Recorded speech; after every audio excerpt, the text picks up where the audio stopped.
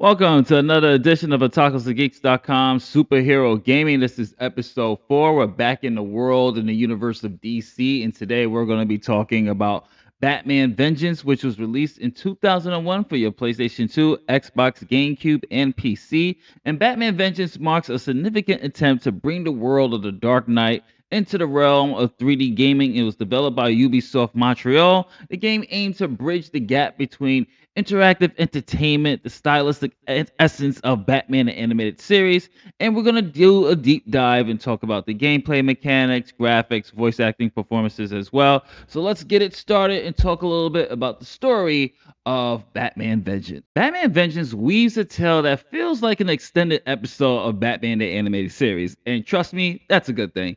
It begins with Batman saving a woman named Mary Flynn who claims to be in danger from the Joker. The Cape Crusader investigates, leading to a confrontation with the Clown Prince of Crime that seemingly ends in the Joker's death. However, the story deepens as Batman uncovers a larger conspiracy involving his rogue galleries such as Mr. Freeze, Poison Ivy, and of course, Harley Quinn. The narrative stands out for its focus on detective work, ethical dilemmas, and psychological depth, showcasing the Dark Knight's internal struggle between justice and vengeance. The episodic structure mirrors the format of Batman the animated series, with each villain arc contributing to a larger cohesive plot and story. Despite its strengths, some critics felt that the story's pacing was a little bit uneven, with certain segments dragging while others felt rushed. However, us, the fans, love the animated series. We love the format and we love the approach to the story in this particular game. It had a mature tone, a mature themes, and it was very, very well done to give a nice nod to the source material and gives that feel of actually playing like another episode, or you could say kind of a movie of Batman the animated series. So let's talk about ambition and frustration of the gameplay. So the gameplay at its core for Batman Vengeance is an action adventure game with platforming, stealth, and combat elements. Players control the Dark Knight across various environments, engaging in a mix of exploration, puzzle solving, and of course fighting enemies. The game's ambitious design attempts to encapsulate the multifaceted nature of Batman's crime fighting methods, such as combat, use of gadgets, stealth mechanics, and of course vehicles. So in combat, you're using a combination of punches, kicks, and gadgets to take down enemies. You also get to arrest your enemies by locking them in with handcuffs to keep them from getting up and healing over time. The combat system is straightforward, but it does feel repetitive as the game progresses. Gadgets, Batman's arsenal with a various use of tools such as the Batarang, his grappling hook, detective visions, just to name a few, and these gadgets will help you solve puzzles and navigate through the world and levels that you see in Batman Vengeance. And it really helps to you feel like you are the Dark Knight. So we also have a little bit of missions that require stealth, but it's nothing in terms of how you will see it in the Arkham games later on. The stealth in this one is not too often, but when it is, it does lead to a little bit of frustration due to the clunky controls and the inconsistency of enemy AI. There could be moments where you're sneaking around and just the way the camera angle pans it from time to time, you'll get caught. So the stuff wasn't as good as we will see later on in future games. But one thing I always love about Batman games is the vehicles in here. There are a couple of segments here that little do a good job of breaking from the monotony of the stealth, the combat, and the gadgets, and you get to control the Bat Plane, which is a rarity in a lot of Batman games, and of course the Batmobile in a linear sequence, but it does really do a nice break from the gameplay that we're used to be playing it. While it is ambitious, the game mechanics were hindered by imprecise controls and a rigid camera angle system that really kind of does a disservice to what the gameplay was trying to do.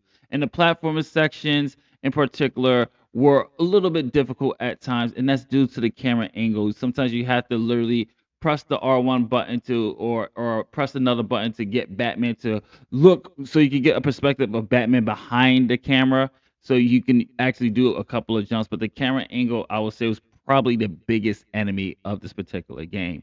So let's talk a little bit about those graphics. So one of Batman's Vengeance greatest strengths is the visuals because it embraces the same aesthetics and art style of Batman the animated series, with Gotham City rendering as this brooding, atmospheric metropolis, and the character designs are true to Bruce Timm's iconic vision, making the game instantly recognizable for fans of the show. The lighting and the environments, and such as rain and shadows, are completely straight from the animated series. However, due to the technical limitations of the early 2000 hardware, results in blocky models and stiff animation at times. That if you play today, it might not age well. But keep in mind, guys, this is early 2000s. This is 2001. It still holds up to this day, and it still does a great job of capturing the spirit of the animated series. So, as always, let's talk a little bit about the performances here. So, let's take a look at some of the performances. Take a break and play a while, doo-dah,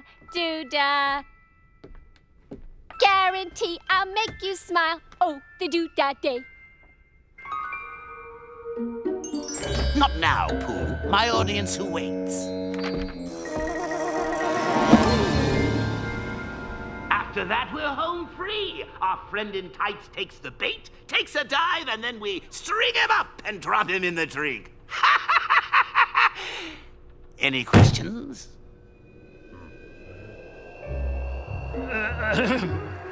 Yeah, well, boss, a couple of the guys and I were thinking that since we're fighting the bat and all that, maybe we're not getting paid as much as we should. I mean, when I was working for the Penguin, we were getting benefits in a 401k. Run a profile on this woman. Her name's Mary Flynn. Sure. Is she in some kind of trouble? It's the Joker. And maybe more. Something about this woman doesn't add up. I'm gonna work on the obstacle course. Run Alfred's training program for me. Sure thing. One thing about these Batman games I've always said is that the Batman games have always nailed the performances. I don't think there's ever been a 3D Batman game that had a really bad performance. Maybe Dark Tomorrow, but I will have to. I'm not doing Dark Tomorrow, guys. If you want me to do Batman Dark Tomorrow, leave a comment and I will literally just be suffering doing that and just to do this superhero gaming. But yeah, leave a comment if you want me to do Dark Tomorrow. But just to name a couple of people of the returning cast from the anime series. Kevin Conroy, of course, returns as Bruce Wayne and Batman. Mark Hamill returns as the Joker. Arlie Sorkin returns as Harley Quinn. You have Diane Pershing, who returns as Poison Ivy. It is just a stellar cast, and it just breathes life back into the game and really elevates it because it's no different from you watching the show and playing the game. All the actors are on the A game. Mark Hamill still brings that energy. Kevin Conroy brings the energy. Arlene, Diane, Michael, who plays Mr. Freeze. Everybody is on their A game here. It's just some stellar performances all around, folks. Definitely worthy of a mention, and just seriously, rest in peace to the ones that we've lost. Miss ya, amazing actors all around. So, wrapping this up, Batman Vengeance is faithful to the source material, the voice acting, the atmospheric presentation, the gameplay. While it had its shortcomings, particularly the controls and the camera, it held it back from being something I would call of legendary status like the Arkham games.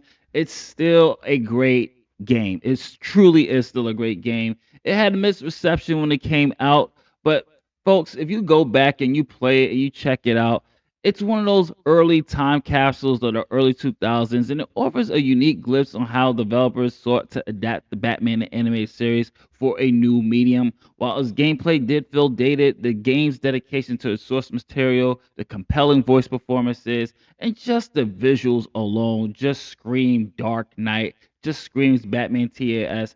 And it's one of those games I salute. I still play to this day. I still have fun with it. I will say check this one out. This is Justin from otakusandgeeks.com. Thank you for watching from another episode of Superhero Gaming. This will be the last Superhero Gaming episode of the entire year. Obviously, I'm going to be taking a break for obviously the holidays. So I just want to wish everybody who is watching this particular video a happy holiday if you celebrate the holidays. A happy new year to you all. I will catch you in 2025 with more episodes of Superhero Gaming. I'll catch you there, folks. Later days. Peace, love, and happiness to you all.